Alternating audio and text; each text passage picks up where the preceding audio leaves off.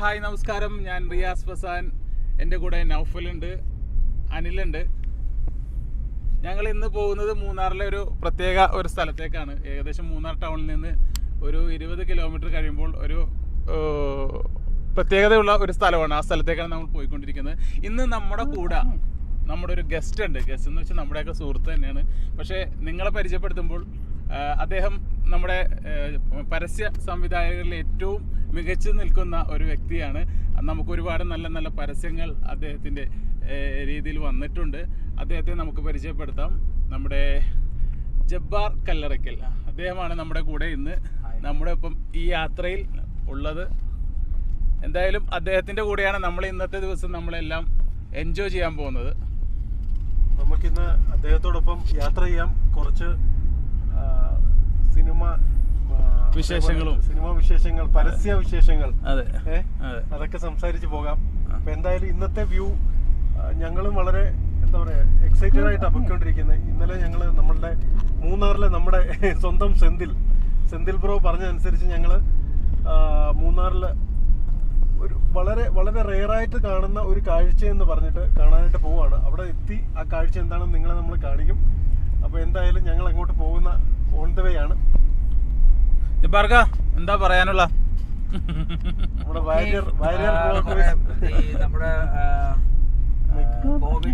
Covid കാലഘട്ടത്തിലൂടെ നമ്മളിപ്പോൾ 1 വർഷം കഴിഞ്ഞ് കടന്നുപോയി. അതിനുശേഷം ആദ്യമായിട്ട് ഞാൻ മൂന്നാറിലേക്ക് വരും. ഇടയ്ക്ക് മൂന്നാറിൽ വരാറുണ്ട്. ശരിക്കും ഇപ്പോൾ ഒരു 2 വർഷങ്ങളായിട്ടുണ്ട് ഞാൻ മൂന്നാറിലേക്ക് വന്നിട്ടെന്ന് എനിക്ക് തോന്നുന്നു. പക്ഷേ ഈ കോവിഡ് കഴിഞ്ഞിട്ട് ഞാൻ ഒരു ലക്ഷ ട്രിപ്പ് എന്നുള്ള രീതിയിൽ ഇപ്പോൾ ആദ്യത്തെ ട്രിപ്പാണ്.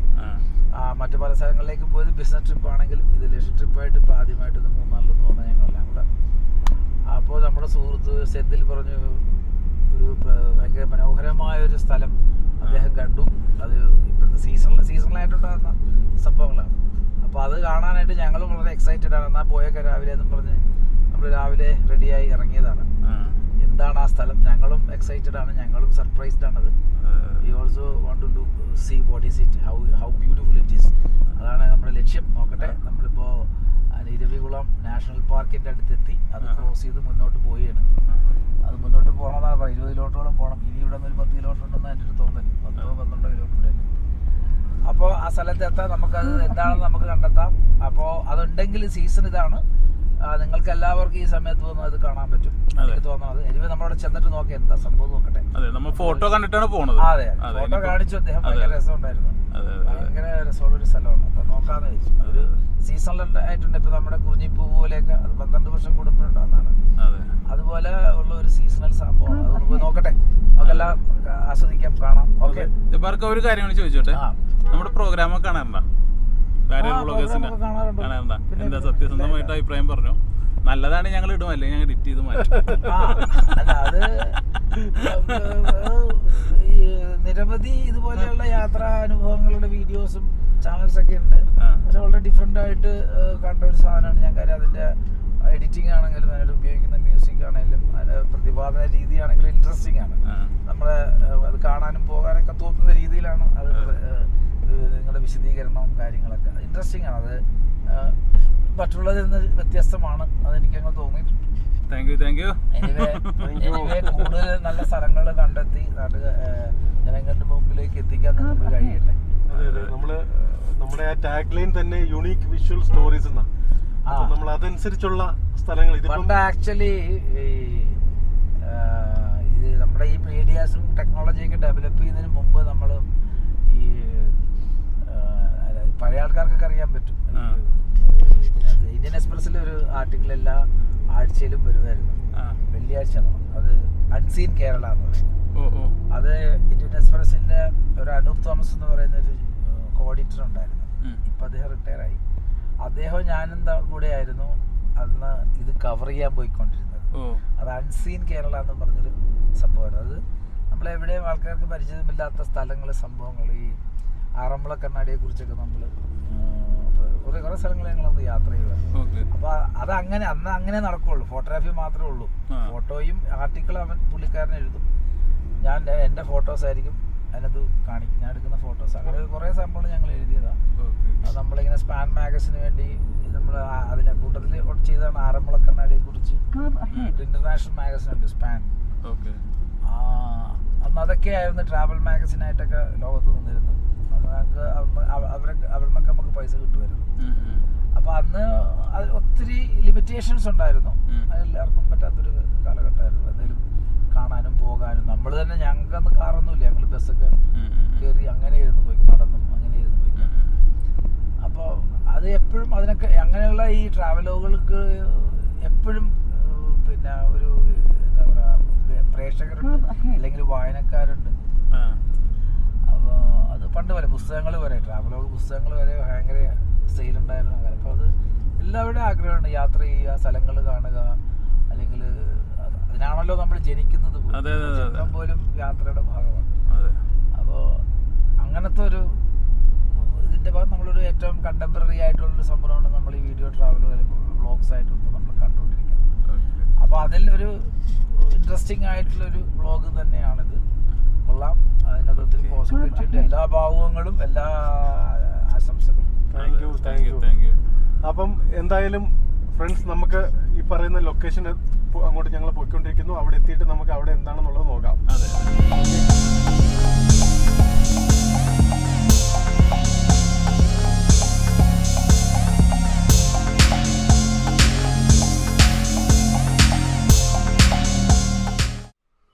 Hello friends. ഹലോ, ഹായ്, നമസ്കാരം. അങ്ങനെ ഞങ്ങൾ മൂന്നാർ റൂട്ടിൽ നിന്ന് മൂന്നാർ മറയൂർ റൂട്ടിൽ ഒരു 32 കിലോമീറ്റർ വന്നപ്പോൾ ചട്ട ചെക്ക് പോസ്റ്റിന് അടുത്താണ്. ചട്ട ചെക്ക് പോസ്റ്റിൽ ഒരു പ്രത്യേകതയുണ്ട്. അതിൻ്റെ തൊട്ട് മുമ്പായിട്ട് കുറേ ട്രീ ഉണ്ട്, അതിൻ്റെ അകത്ത് കുറേ ഫ്ലവേഴ്സ് ഉണ്ട്. ആ മരത്തിനൊരു പേരുണ്ട്. എന്താ നൗഫൽ അതിൻ്റെ പേര്? എന്തായിരുന്നു? ജക്കറാന്ത. അത് നമുക്ക് ജബ്ബാർക്കാട്. അതെ, അത് നല്ല ജബ്ബാർക്ക് നമ്മുടെ കൂടെ ഉണ്ട്. ജബ്ബാർക്കാണ് അത് പേര് പറഞ്ഞു പഠിച്ചേക്കണം. നമ്മൾ ചിലപ്പോൾ പറഞ്ഞ് തെറ്റിപ്പോയി. ഇനി ആ ഒരു വിഷയമാണ്. കണ്ടാൽ മനസ്സിലാവും. നമ്മളേതൊരു യൂറോപ്യൻ കൺട്രിയിൽ പോയ ഒരു ഫീലാണ് നമുക്ക് ഇവിടെ വരുമ്പോൾ. അതെ അതെ അതെ, ഫുൾ ഒരു ബ്ലൂ ടോണിൽ നിൽക്കുക മരങ്ങളെല്ലാം. അതെ. അപ്പോൾ നമുക്ക് ജബ്ബാർക്കാട് ചോദിക്കാം. ജബ്ബാർക്ക, നമ്മുടെ ഈ ഇതിൻ്റെ പേരെന്താ ഈ മരത്തിൻ്റെ?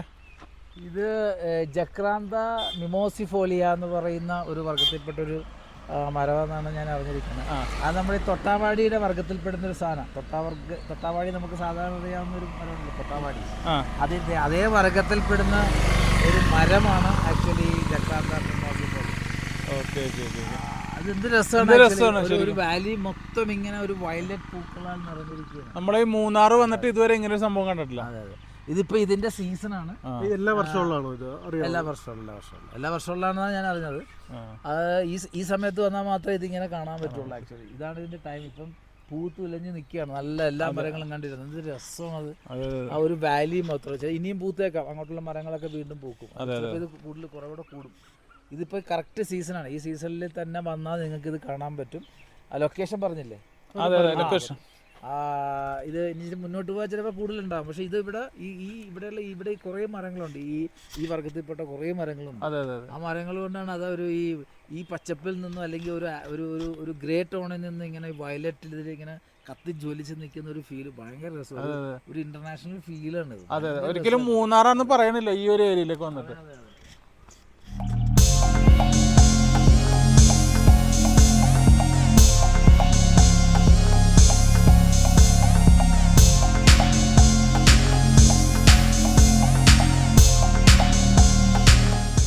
അങ്ങനെ നമ്മൾ നമ്മുടെ ലക്ഷ്യസ്ഥാനത്തെത്തി.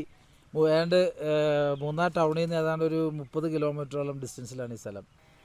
ഈ ജക്രാന്ത മിമോസിഫോലിയ എന്ന് പറയുന്ന ഈ വർഗ മരങ്ങളാണിത്. ഈ മരങ്ങൾ പൂത്ത് ഉലഞ്ഞ് നിൽക്കുന്ന ഒരു സീസണാണിത്. ഇത് അങ്ങോട്ടുമൊക്കെ കാണും, ദൂരങ്ങളിലൊക്കെ പലയിടത്ത് കാണാൻ പറ്റും. പക്ഷെ നമ്മളിപ്പോൾ ഇത്ര യാത്ര ചെയ്തിട്ട് ഏറ്റവും കൂടുതൽ ഇങ്ങനെ നിൽക്കുന്ന ഒരു ഏരിയ വേറൊരു മൂഡാണ്. കാരണം ആ ഒരു വയലറ്റും ഗ്രീനും ഗ്രേയും ഒക്കെ ചേർന്നിട്ടുണ്ടാകുന്ന ഒരു ടോണൽ ഫീലിംഗ്, അത് നിറങ്ങളുടെ ഒരു ഉത്സവമാണ്. Morning sun. അതെ അതെ, അത് ഈ സൺറൈസ് ടൈമിൽ കാണുന്നത്.